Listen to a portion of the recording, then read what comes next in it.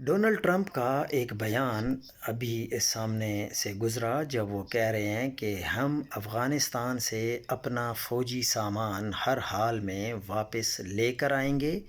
میں نے وزیر دفاع سے کہہ دیا ہے کہ اس پر حکمت عملی بناؤ کہ کیسے ہم نے یہ سامان حاصل کرنا ہے۔ بگرام ایئر بیس ہمارے لیے بہت ضروری ہے کیونکہ یہ چین سے صرف 1 گھنٹے کے فاصلے پر ہے۔ بگرام پر ہمارا قبضہ ہی ہوگا۔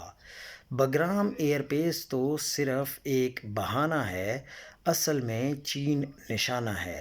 لیکن کیا اب ان حالات میں پاکستان امریکہ کا ساتھ دے گا، یا چائنا کا ساتھ دے گا، یا افغانستان کا ساتھ دے گا؟